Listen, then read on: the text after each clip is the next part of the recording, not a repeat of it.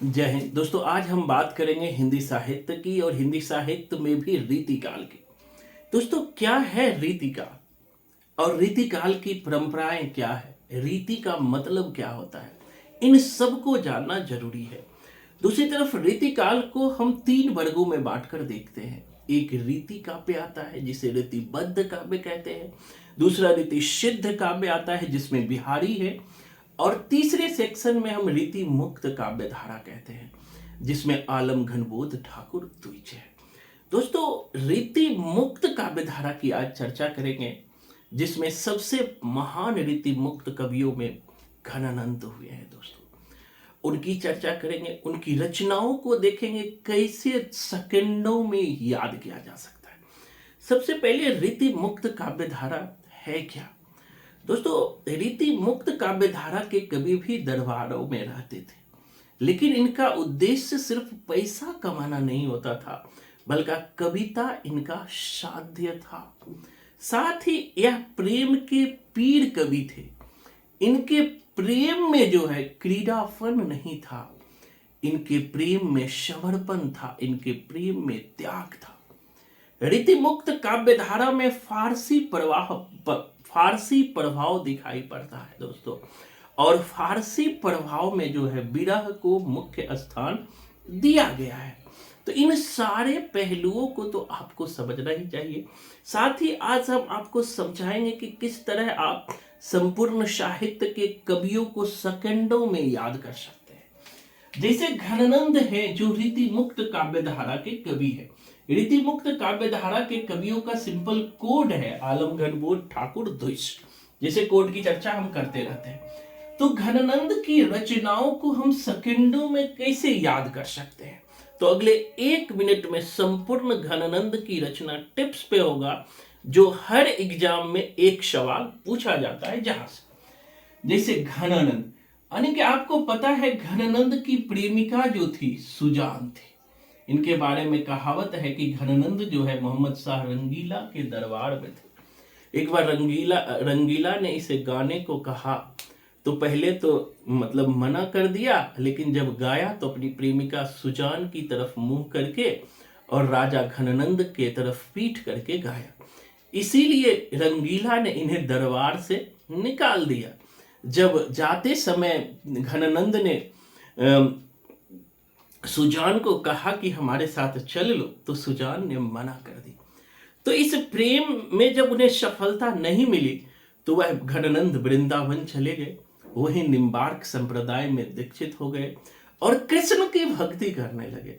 और कृष्ण के भक्ति में भी उनका जो प्रेम तत्व था, प्रेम तत्व का जो घनीभूत पीड़ा थी, वह दिखाई पड़ रही थी।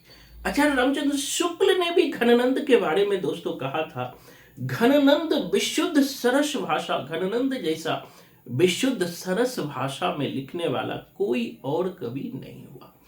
प्रेम के पीर को लेकर ही इनके वाणी का प्रादुर्भाव हुआ।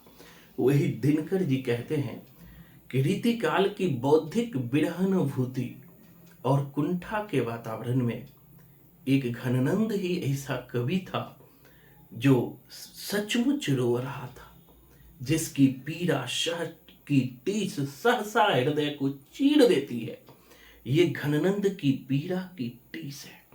दूसरों के लिए किराए पर आंसू बहाने के बालों के बीच यह एकमात्र ऐसा कवि है जो सचमुच रो रहा है।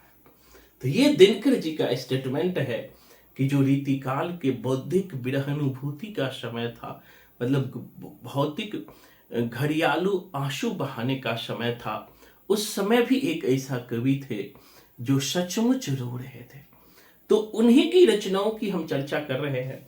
घनानंद के रचनाओं को देखेंगे तो इसी से हम कोडिंग करेंगे। घनानंद को सुजान से इश्क हुआ, कोडिंग समझना। घनानंद को सुजान से इश्क हुआ, लेकिन इश्क में विरह और वियोग मिला। फिर से समझना कोडिंग। घनानंद को सुजान से इश्क हुआ, इश्क में विरह और वियोग मिला, और दोस्त ने कोक पिलाने की कृपा कर दी, और वह यमुना के किनारे जाकर के रसकेली बल्ली करने लगे। हो गया। तो कोड याद रखना दोस्तों कि घनानंद को सुजान से इश्क हुआ। घर सुजान मतलब सुजान सार या सुजान है। घनानंद को सुजान से इश्क हुआ, लेकिन आपको पता है इश्क में क्या मिला? विरह और वियोग मिला। और दोस्त जो है, दोस्त जो यहाँ पर कोट करना, दोस्त कोक पिलाने की कृपा कर दी। फिर ये यमुना के किनारे रसकेली बल्ली करने लगा। एक बार और समझना, घनानंद को सुजान से इश्क हुआ। इश्क मतलब इश्क लता। एक चीज और ध्यान रखना, इश्क लता, लता क्या होता है? घना होता है, इसलिए घनानंद की रचना है। यहीं पर इश्क नामा आ जाएगा तो वो बोधा की रचना हो जाएगा। तो अंडरस्टैंडिंग डेवलप करना बहुत जरूरी है। तो घनानंद को सुजान से इश्क हुआ।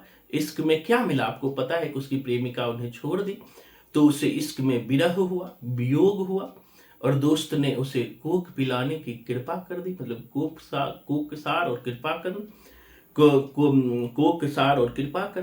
और फिर वो यमुना के किनारे जाकर के रसकेली बल्ली करने लगा। बस इतनी छोटी सी है, इनको टिप्स पर याद किया जा सकता है दोस्तों। संपूर्ण साहित्य को आप टिप्स पर कर सकते हैं। अगर आपने 4 से 5 महीना साहित्य को दे दिया तो चाहे एग्जाम कोई भी हो, आप 100 में 100 बना के आओगे। और मैं लिखित गारंटी देता हूँ, व्हाइट पेपर स्टम्प पेपर पर लिखित गारंटी देता हूँ कि अगर आप क्लास से जुड़ते हैं तो आपका रिजल्ट होगा। रिजल्ट कोई नहीं रोक सकता है। दोस्तों, अगर वीडियो पसंद आए तो जरूर लाइक करें। अगर पहली बार देख रहे हो तो हमारे चैनल को सब्सक्राइब कर दें। धन्यवाद।